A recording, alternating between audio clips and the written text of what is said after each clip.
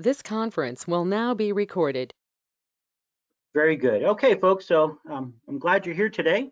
We're going to be looking at the first PowerPoint in AMP2 class. So let's start by turning on the slideshow here.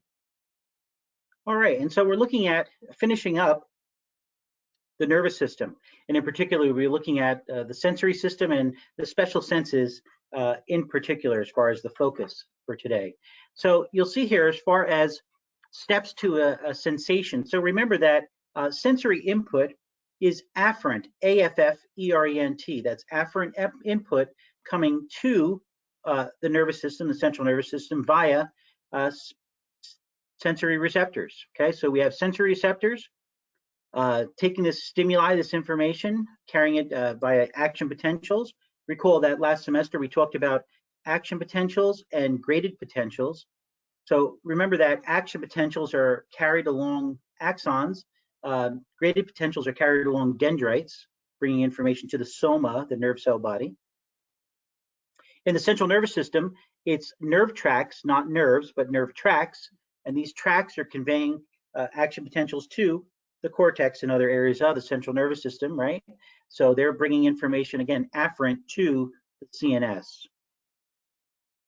You'll see here as far as we have the general senses, so somatic referring to the body, visceral referring to the viscera, the organs, and special senses, so the special senses you know of, your ability to see, to hear, to smell, to taste, right? So these are all in your sense of balance. These are all special senses, and we'll be focusing on them in particular in this PowerPoint. So you'll see here as far as that there needs to be for a sensation, right, a stimulus. So some type of stimulus will occur. A receptor will detect that stimulus. Nerves will then conduct information from the receptor to the central nervous system, and then there will be processing taking place of that input, that sensory input. Okay. So the types of sensory receptors. So we have mechano, chemo, thermo, photo, and nociceptors. The nociceptors, when you hear that weird word nociceptor, think pain receptors, think pain. Okay. Photoreceptors, we're thinking visual input. Thermo, we're thinking of temperature input. Chemo, chemical input. And mechano, as far as for some type of mechanical stimuli, compression, stretching of the cells. Other types via location, we can describe these types of receptors as far as extero, associated with the skin, the integument, visceral, again thinking of viscera for the organs, and proprioceptors, thinking associated with the joints and tendons, and your ability to, even with your eyes closed, you can have a sense of what is going on with your upper and lower extremities and the body position as a result of these proprioceptors, proprioceptive input. So our sense of smell. So when you think of the sense of smell, you think of the term olfaction, okay, and your olfactory sense. Okay, there needs to be these molecules, these odorants that we're actually sensing the smell, right? They need to be dissolved in a type of liquid, mucus, the nasal mucus. And so this is a sticky substance, right, that helps to not only aid in the ability to have your sense of smell, but also sticky that they can attach to any type of particulate matter so that it doesn't enter into your respiratory tract or into your lungs. You'll see here as far as the olfactory neurons transfer chemical impulse. So we get from the odorant dissolving in the mucus, helping to trigger a chemical impulse. The olfactory bulbs will receive that impulse, send that information to the olfactory cortex, and then the odor, depending upon what it is, will be interpreted as to what we're smelling, right? Now, I'm going to escape here for a moment, and I would like to, so I'm going to move away from here for one moment, and I want to show you, let's see, not that, here we go. All right, so here's the underside of the brain, right? The inferior aspect of the brain. We're looking at, here's the optic chiasma. We're looking at the, if I can,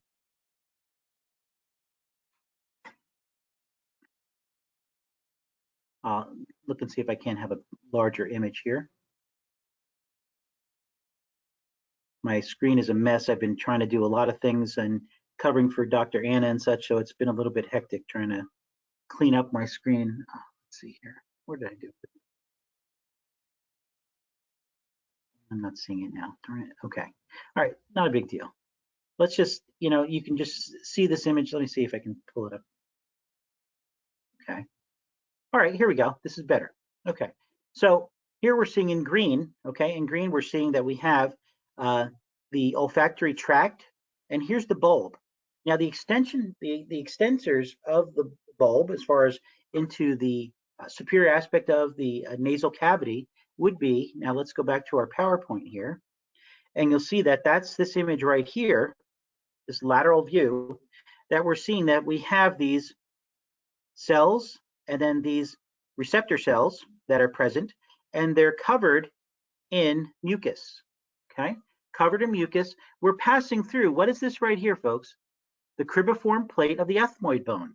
Recall that, right? So we have the cristagalli, and the cribriform plate of those holes where we have these olfactory receptor cells, an extension of the olfactory bulb into the superior aspect of the nasal cavity, right?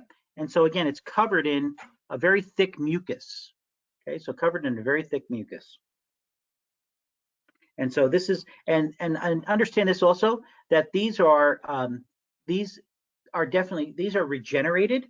When we think of central nervous system nerve cells and such, we don't think of nerve regeneration. But in the case of olfaction and these olfactory cells, these are regenerated. So if you damage nerve cells, neuron cells within the brain or in the spinal cord, they are not repaired. But in the case of the olfaction, the olfactory portion right here, these are regenerated every few months, okay, which is quite remarkable. So as we're looking at this here too, I want you to see, so here we have the nose, so here we have the vestibule right here, and the nares right here, the opening for gases to enter into, and so also these molecules that will be present within the mucus that you're smelling will enter into the nasal cavity right here, and these are the turbinates and such, which will, the concha, which will allow for a warming and a slowing down of the air that enters into the nasal cavity. Now, as far as these characteristics are concerned of olfactory neurons, right, they're bipolar neurons, right? Recall that primarily when we're talking about the neuron cells in the nervous system for AMP1, we're looking at primarily multipolar neurons, right? We have multiple dendrites, multiple processes, that's why it's multipolar, multiple dendrites and one axon, right? Dendrites are receiving information and sending gradient potentials to the soma. The axon is taking the action potential and sending it away from the soma, right?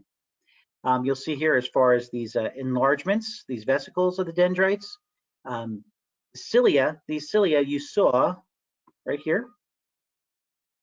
You see these cilia right here? Remember that cilia allow for movement of material to take place. And when we're thinking of the respiratory tract, right, we're thinking of epithelial tissue with cilia so that we can actually move mucus along the respiratory tract and trap particulate matter so it doesn't enter into the lungs. Interesting here, the G protein activation mechanism that's taking place. What's going on is that G proteins really allow for, so when we think of a cell, not all materials can enter into a cell. So on the outside of a cell, we can have these specific receptors that can then interact with and be connected to G proteins inside of the cell in order to create some type of action, some type of change to take place within the cell without actually penetrating and entering into the cell. There's a low threshold and rapid accommodation. So low threshold, so it doesn't have to be very much odorants present within the air for us to be able to smell something. And know that this is interesting. So humans, our sensory area for olfaction is about the size of a quarter to 50-cent piece, around that size there. Dogs, right, have about the size of, like, in comparison to like a dinner plate of sensory receptors for their sense of smell. Now, depending upon the size of the dog, right? That's going to be a little bit different, but they have the ratio of comparison is crazy. Okay, so the dogs really, and you know, when we see a dog, they're sniffing each other and doing whatever, and they're using their sense of smell in a different way that we could never do because of just how much increased sense of smell they have in comparison to us. Remarkable. Also, rapid accommodation is pretty good. Have you ever been in a room where someone has had a strong perfume or cologne, and or a bad odor, and you initially smell it and you're like, whoa, that's a little bit much. But after time goes on, you're able to accommodate to it and not really notice it so much. That's accommodation. We have this also for the sensory receptors on our skin, on our integument, because we put on a shirt and we don't think about the shirt, on our skin all day long, unless it's bothering us, right? We don't do that. How about your socks, your underwear, your pants, right? You don't notice that because of accommodation that takes place of those receptors on the integument. It's analogous. It's same thing with the sense of smell. Now, there are issues, and I've had this in practice where I can't smell you. I'll come back to that question in just one moment. It came up quick and I wasn't able to grab it. Let's see here. I'm just stopping sharing my screen for a moment. Is that why you can't smell your own odors sometimes? Yeah, there is something to be said for. I know it's odd, right?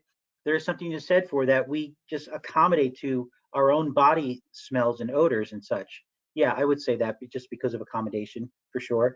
But then there are cases where, like I said, I was in practice, and not all the time, but there were times when you'd have a patient who had such a bad body odor and had poor hygiene habits that it really reeked very bad.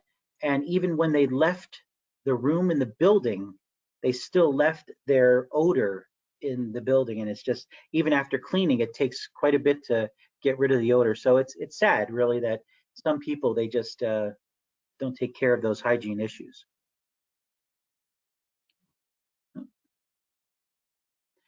All right, let's see here. As far as, so, and I mentioned this already, as far as the olfactory neurons passing through the cribriform plate and connecting with the olfactory bulb. And then this is where we're going to have information then sent through the olfactory bulb to the tract, and then from that olfactory tract to the sensory cortex. Okay. Now, the olfactory cortex, there are multiple regions within. I highlighted a little bit here as far as the lateral deals with the largest area of the olfactory regions, right? As far as, again, too, it's visceral and emotional responses to odors. And we're going to see that the limbic system, do you recall that? The limbic system, it's the emotional brain. And the limbic system, really, it's not just like when we smell an odor, it's just kind of neutral. Really, the limbic system really helps to put character and emotion to the sense of olfaction, so that when you smell something good, it's like, wow, man, apple pie, that just smells awesome. That's just, what a good positive feeling if you like apples, right? And I just love smell. Or a Christmas tree smell, right? Pine smell can be just so pleasant. Or you can smell something pretty bad, and you also have an emotional response. So mine would be like a skunk, right? Skunks in my area, it's a constant battle with skunks. And and you just smell it and you're like, oh, I hate skunks. It's just that emotion attached to your sense of smell. So conscious perception for the lateral region, the medial region as far as for this visceral interpretation of odors, and the intermediate just kind of working in conjunction with the lateral medial to have these visceral and emotional responses to these odor. Your sense of taste works in conjunction with your sense of smell, and you'll see here as far as this image of the tongue. And let me come back for a moment here. I want to show you something also that you can do. So when it's not in the slideshow mode, but it's just in this mode, you can take these images and you can stretch them and make them bigger. So it just makes it easier for you to see. Let's do this one too. So it just makes it easier for you to be able to see the structures.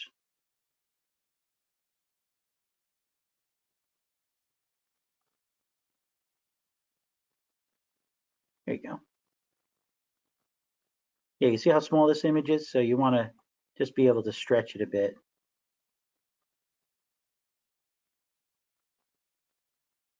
This way you have a better idea as far as what you're looking at.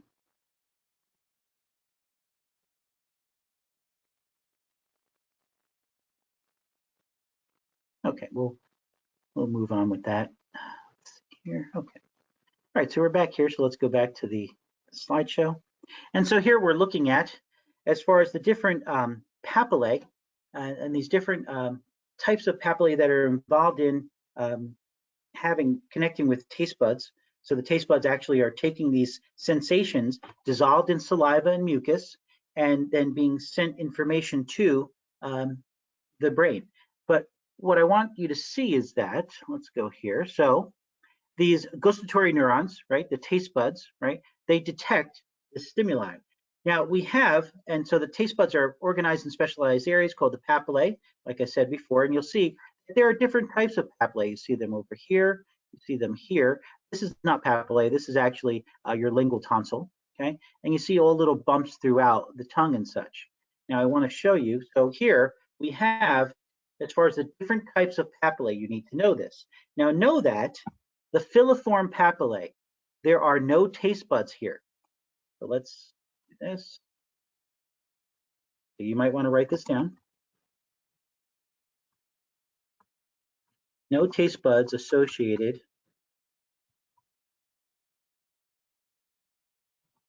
with filiform.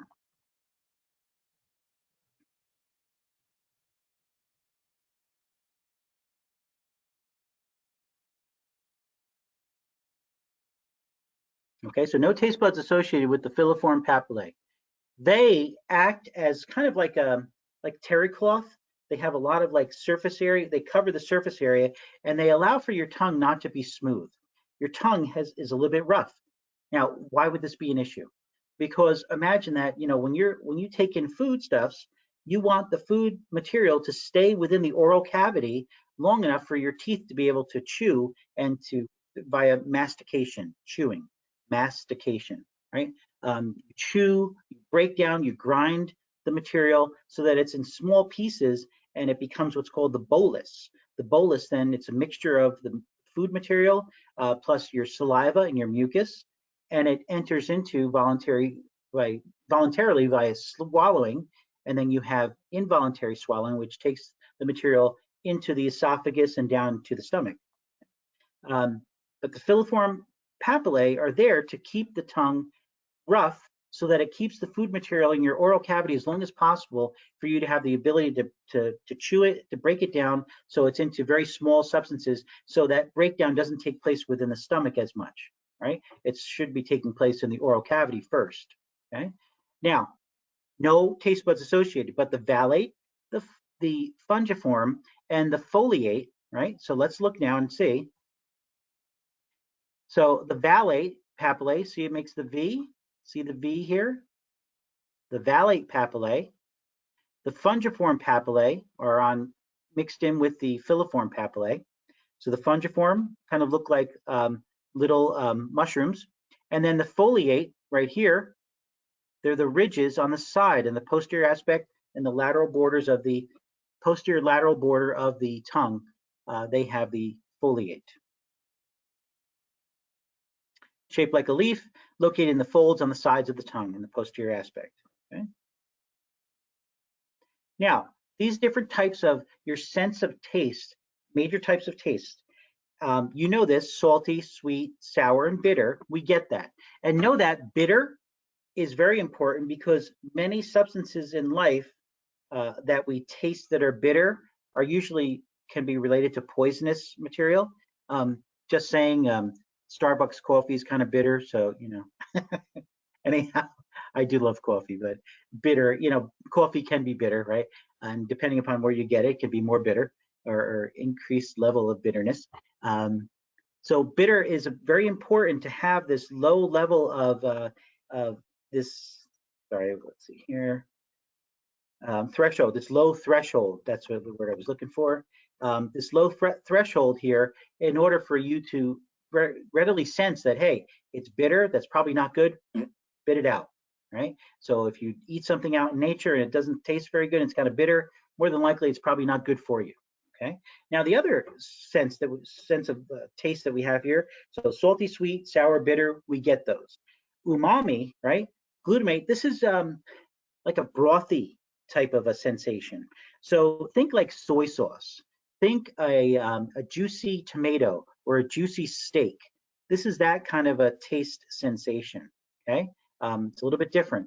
It's just different from the other senses as far as taste is concerned, and know that it's more of the newer taste sensation that's been described. Okay, so tastants, just as we have odorants, well, we take those odors that enter into our nose, and then we end up, they have to be dissolved in the mucus in order for them to be activate our sense of smell, our sense of olfaction. Same also with the tastants, right? In order for us to taste something, it has to be dissolved in saliva, and there's a little bit of mucus also involved in there too. Know that temperature, texture, and our sense of smell all play factors in our perception of taste, right? Your perception of taste is here, not here. It's in here. Your brain is actually giving you a context to what it is that you're eating. Now, this is interesting.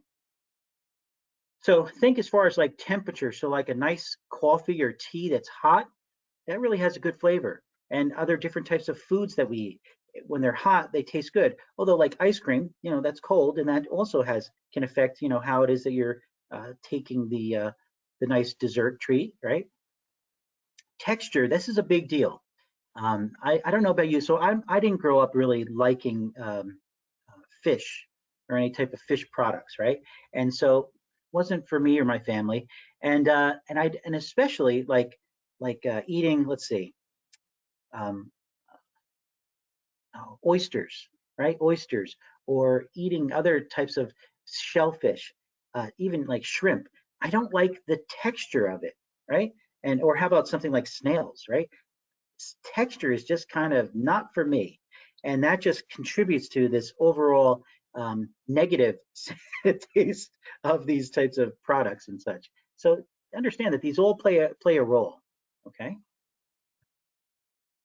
All right, let's look here as far as, yeah, so, and we're looking at also as far as the facial nerve, cranial nerve number 7, cranial nerve number 9 for glossopharyngeal, cranial nerve number 10 for as far as the vagus nerve. These are all cranial nerves that are involved in your sense of taste. So 7 for the anterior 2/3, 9 for the posterior third, and vagus nerve for the epiglottis has a sense of taste, which is weird. I know, right? The epiglottis, that's what's covering the passageway to the respiratory system and allowing for liquids and foods to go into and enter into the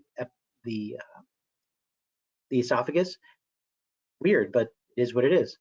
Know this, look at this, right? And this you should remember from last semester. So information goes to the medulla oblongata, then to the thalamus, and then to the cerebral cortex. So know that the thalamus is the sensory relay center for your sense of taste. The thalamus is the sensory relay center for your sense of taste. So recall, okay. So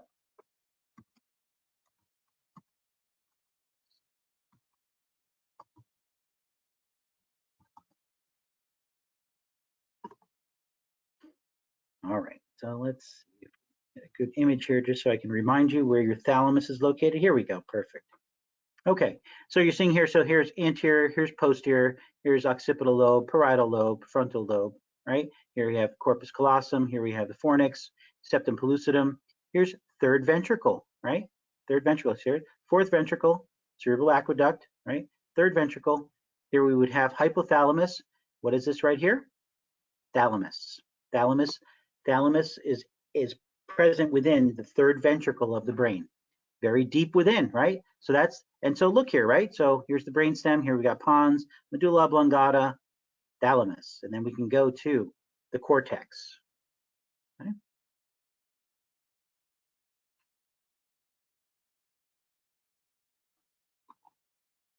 All right, your sense of vision.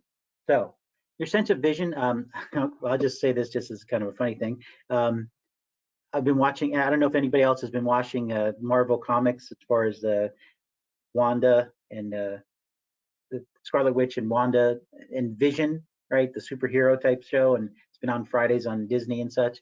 It's a little wacky, but I'm a big comic book geek and like that. So anyway, coming back to the Vision, there you go, Brandy.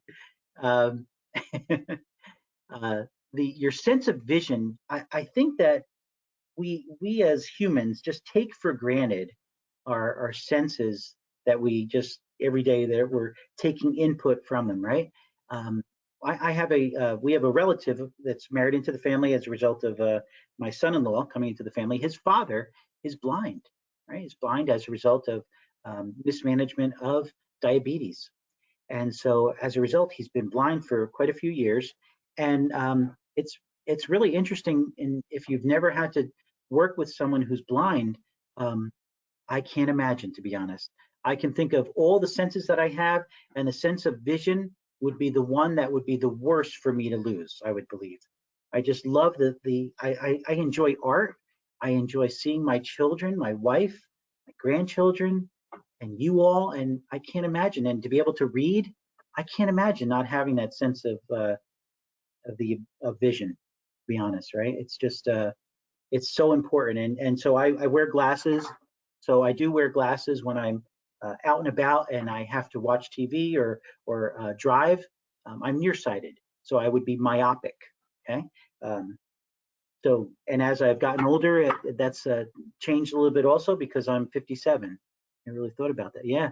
So I'm 57, and so my vision is starting to change too, also as I'm getting older and such. And so I don't wear my glasses for most of the day because I'm in the front of the computer or I'm reading or I'm doing work, and so I can see fine at this point in time. As time goes on, it'll probably change, I'm sure. Know that your eyelids and your eyelashes are crucial. The eyelashes and your eyebrows, right? Yeah, it's tough, Kayla. It's really tough. Um, your eyelashes will help to protect material from entering into the eyes, touching the eyes. Um, the eyelids also, same thing, and they help the lacrimal glands producing the tears will actually allow for your eyes to be healthy. If I wore contact lenses for many years, and wearing contact lenses, your eyes seem to dry out, especially if you're under a fan or an air conditioning. And so you need the tears, man, because if you don't have the tears, your eyes can hurt, and actually you can damage your eyes as a result of having an issue with not enough tears. The conjunctiva is a clear covering. So this delicate mucous membrane covering your inner eyelid and part of your eye, right? The sclera, the white of your eye. And when it's irritated, right? It's inflamed, there's an infection. What do we call it? We call it conjunctivitis, and we can also call it pink eye. Okay, you've heard that term used before. Okay. The extrinsic eye muscles, these are skeletal muscle, folks. They're little tiny muscles, but they're skeletal muscle. And you saw them last semester, and they allow for you to be able to, so I can hold my head still, and yet I'm looking all around, right, in all directions as a result of those extrinsic eye muscles. And cranial nerves are what are innervating those muscles to do their jobs. So you'll see here, as far as on this lateral view, sagittal view of the eye, so we can see, and so you will need to know these terms, folks. You will have, we will have models in the lab that we'll go over, and I'll show you and walk you through it, and you'll see that we have the the sclera right here. We have the cornea right here, right? The cornea. We have the conjunctiva. You're seeing the conjunctiva, which would line the inner portion of the eyelid, as well as the mucous membrane of the cornea there, really in the sclera itself. So you're seeing, because like when you're seeing the conjunctiva is irritated and inflamed, it's also all red and pink, and that's just you can tell that there's an infection going on. You'll see here, as far as the choroid is the second layer, it's the middle layer. The retina is the inner neurological layer, the neural layer. So we have an inner neural layer, a middle vascular layer, the choroid, and an outer, tough outer covering of the eye, the sclera. And again, the cornea is the clear portion of the sclera. Okay. Then we have here the anterior region, which would be the anterior cavity and the posterior cavity. The anterior cavity has two chambers, an anterior and a posterior chamber. Okay. It's still anterior to the anterior cavity is anterior to the lens right here. Okay. You have the iris, which is a muscle that has a pigmentation, so we can have brown eyes, blue eyes, green eyes, right? You'll see here also that there is the optic nerve right here, and there are blood vessels that pass through and enter into the inner area of the eye. So we'll have aqueous humor here. It's a liquid that bathes this region of the anterior cavity. And in the posterior cavity, we have vitreous humor, which is more like a gel, like a gelatinous type substance. And if you've ever heard of somebody having floaters, okay, floaters are different material that are kind of like floating in throughout this vitreous humor that you can see kind of in passing, and in like bright light, you might be able to see that. Okay. Here you can see we have, this would be a superior rectus, this would be the inferior rectus. You're just seeing a couple of those exterior eye muscles.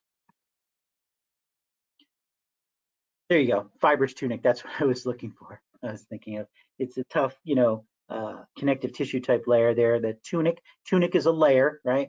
So we have the sclera, the cornea, that's the fibrous tunic. The vascular tunic is the inner layer, that's the choroid. And then the nervous tunic is the retina. You've heard of something called detached retina, where it's actually detaching away from the choroid and such, and so that can be a major problem. That is a medical emergency. You need to go to the you need to go to the emergency room. If you ever see kind of like lightning and flashes as far as in your eye, that's telling you that there could be an issue with the retina. Okay, and I mentioned to you the aqueous and the vitreous humor. So here we have, as far as the sclera is the white outer layer, the cornea is the transparent layer. Now, I want you to remember terms like avascular, meaning that there's no blood vessels present. So if something is clear, right? So we have the cornea, we have the lens, right? We have cartilage, right? Avascular. How about epithelial tissue? Avascular. Okay, these are all portions of the human anatomy that are avascular, no blood vessels present.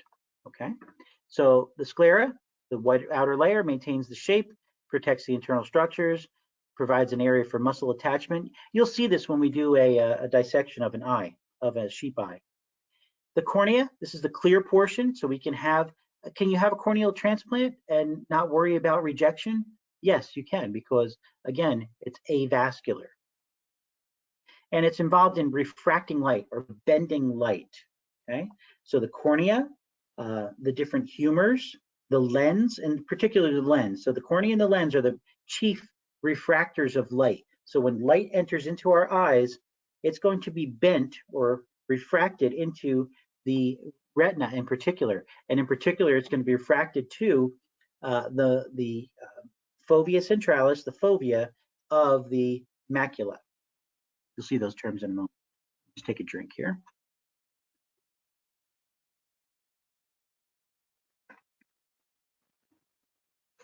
Let's see where we're at so far.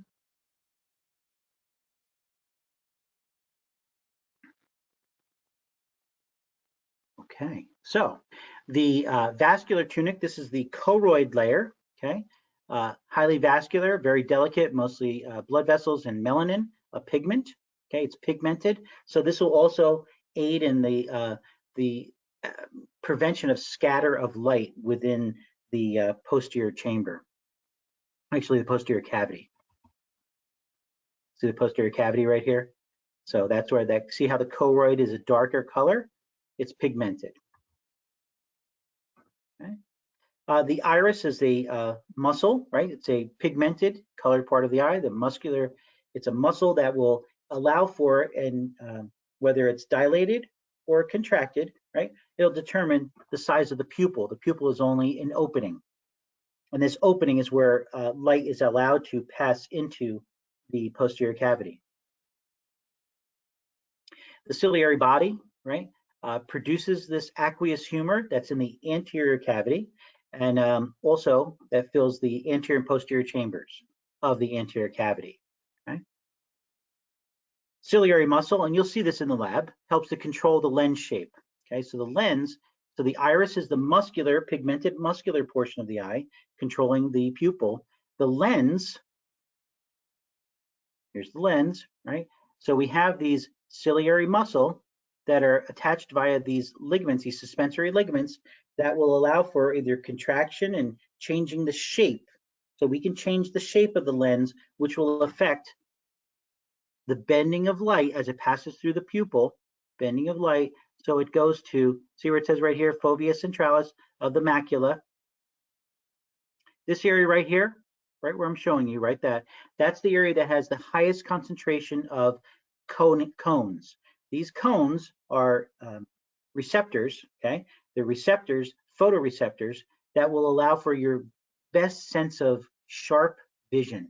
So when you look at something and I'm focusing on something and I see it very clearly, that's because of the cones, all right? And those cones are present in the fovea centralis. The highest concentration are there, and they allow for sharp vision. Okay. Now the retina has two layers. Okay, that's the inner lining of the eye, right? Two layers: the pigmented and the sensory.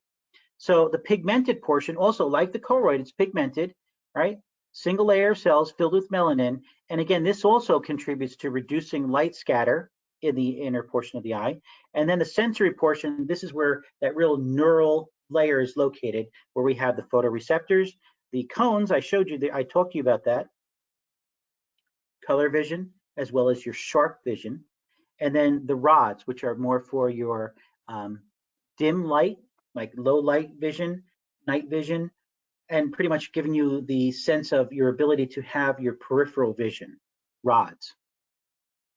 And then the different types, and also recall that, you know, the special senses, so bipolar cells and ganglionic cells there. So let's take a look over here. You'll see, so now, this is what I want to show you, that watch my cursor. So here's the cursor in the black. You can see that very good. So light has passed through the cornea, through the pupil, through the lens. The lens then is taking that light, bending it, and watch this, it's hitting right here on the retina. And it then will affect, it'll cause then these photoreceptors, okay? So you'll see here that we have these photoreceptors. So we'll have the cones, here are the cones, here are the rods, and so it'll stimulate them. And what'll happen is then these neural cells then are going to send action potentials to secondary neuron and then to the ganglion cells.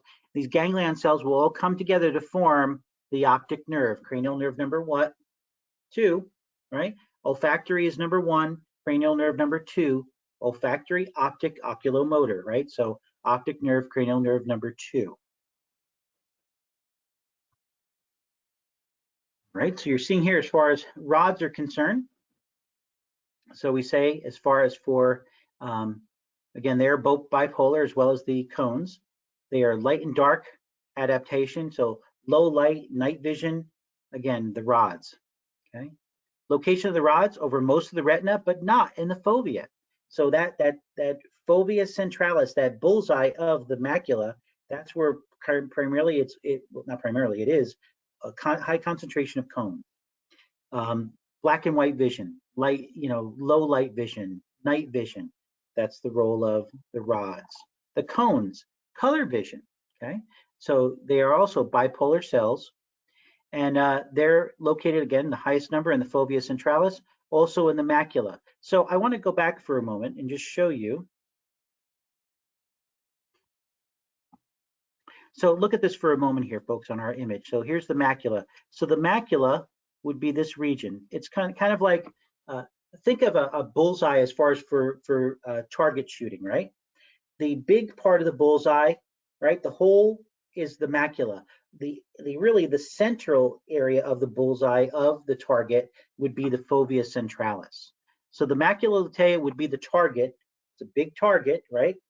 but the actual bullseye would be the fovea centralis, the inner portion of the target.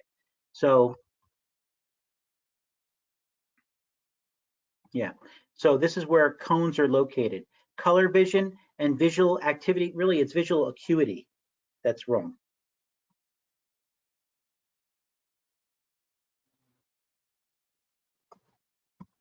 Visual acuity, let's see, did I spell it wrong? Acuity, yeah, no, there you go. All right, so it should be visual acuity. You have that sharp vision right next to it there. I'm going to put.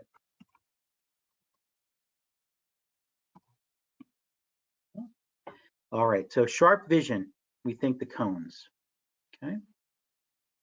All right, folks, so I'm going to end with this slide today.